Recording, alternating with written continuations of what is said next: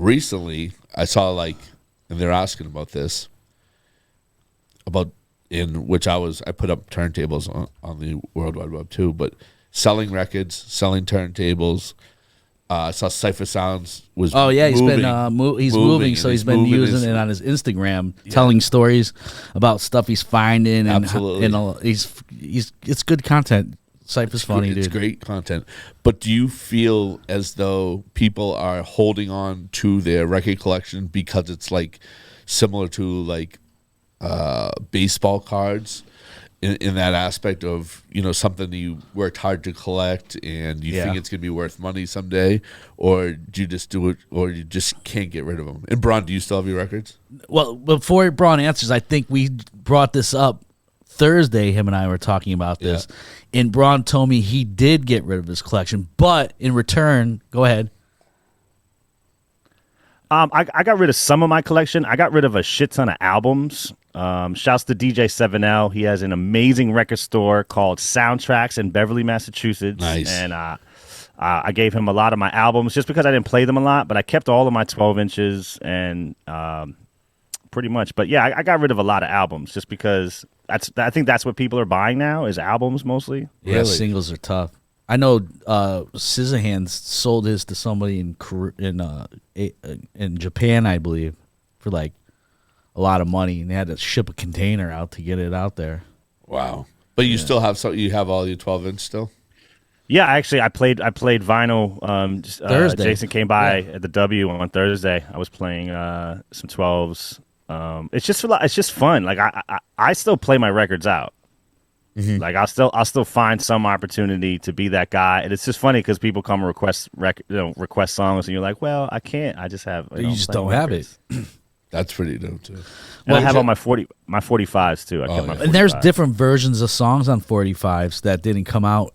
They were almost like the maxi singles at that time, and one of the things I noticed when Braun was playing vinyl on Thursday, he was definitely letting songs ride out longer, and then you forget about pieces of those songs that never get played anymore. Right. So you're like, oh, that breakdown's so dope, and you don't hear that stuff. Where's your collection? In my apartment. No, there's two places, upstate New York, and the rest is in my apartment. And when I moved, that shit is not fun, man. Yeah. Moving that around is not fun. Moving records is the worst. It's got to be the worst thing ever. And I just started putting all them in the plastic wrap too. So oh jeez, talking about hundreds of thousands, 10,000. You put them in plastic wrap? Yeah. For what reason? What do you mean? The sleeves. I put the albums in the sleeves, the plastic sleeves. Oh, so you've literally exchanged all the paper sleeves with plastic sleeves? Manually? No, I put the whole the whole record. Oh, okay, in a vinyl. So it's you put the whole 12-inch in a plastic. Yeah, thing. if you were to go to 7L's shop, all his records are probably in cellophane or the used ones. That's right? actually good. I've never done that to any of my records. My records are pretty fucked up. Well, you're also talking to somebody that needs all the album artwork for every song he has in his Serato too. So. Yeah, you're one of those guys, huh? That's obsessive. Meanwhile, I would never ever use that to look at that, dude. Because you know what it is, man. Back in the day when we took our records to the club, we knew exactly where each record was within those 5 crates. Yeah. By the album artwork. Did you ever get hammered and just start going record, just start slamming them back, and then you wake up the next day and all your records are out of place? Oh yeah. Yeah. Sometimes what I used to do is when I used to just play the records and just stack them. So by the end of the night, I would just have vinyl just stacked like that, and then I'd go back in and just reverse. You know what I mean? Just so it would be easier that way than Funkmaster Flex used to do that too. Yeah, you just stack them like that. I never stacked my records. I thought it would damage them. It does. It ruins them. Well, that's why I didn't do it. But yeah. Oh, just stacking them on top of each other like that. And you still have your turntables. Yeah. Did you sell yours, Jeff? I put them up there. I think I took it down. Nobody would. I put a price on it that was kind of high. Yeah, just you $10,000. No, I understand why you did it, because you could, if somebody's going to take it for that, I would get rid of it, but I don't really want to get rid of it. Correct. It wasn't. I need a price.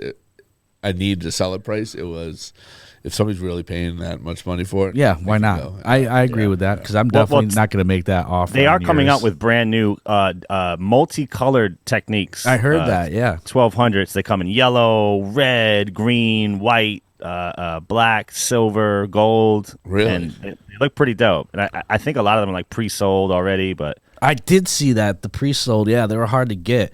Braun, you go to Braun's place and he has like a round table of different DJ setups. It's pretty sick. yeah, but currently I don't have any turntables because I have like different turntables at like 2 different places in Boston that I just keep there because they use them. So I have no turntables at my house, which is insane. I didn't notice that. There was just so Yeah, much it's going crazy. on. Well, that was a great question of the week, as always. Yeah, I want to get rid of my record collection though. I'm okay with getting rid of it now. My problem is I'm thinking in my head I'm not holding on to them like they're baseball cards like you were saying. I just don't think there's a demand for what I have because mine are working records, so Right. they're beat to shit. The bottoms are the bottoms of the artwork like whatever it's fucking called is like ripped out because the record hit so many times being shipped. You know what I mean? Yeah, you'd have to sell to a DJ or somebody like that. Yeah, they were working records. They're not like mint condition. Like Yeah, you know. I saw what Cypher had. He had some stuff still in plastic. I think some of them were worth a lot. It was like it was Reasonable Doubt in plastic. Yeah, but They were going- the just difference between me and Cypher Sounds. Cypher Sounds was getting all those records for free. I was paying $5.99 per record. yeah, You know what I mean? So it's like that's the difference between DJ and now and then too. These kids pay zero money for their records. I had to pay for each song that I had. And if I wanted a house record at that point, the only place to get house music was Satellite Records, and for some reason they were all imports and they were all double the price. So I'd go to Satellite Records on Bowery and there would be $10 a pop. yeah. dude. They had a Satellite Records in Boston. They as well. did? Yeah, yeah. Yeah, Oh, that's right. You told me that. Yeah. Oh, I didn't know Oh that. yeah. Right near Biscuit Head.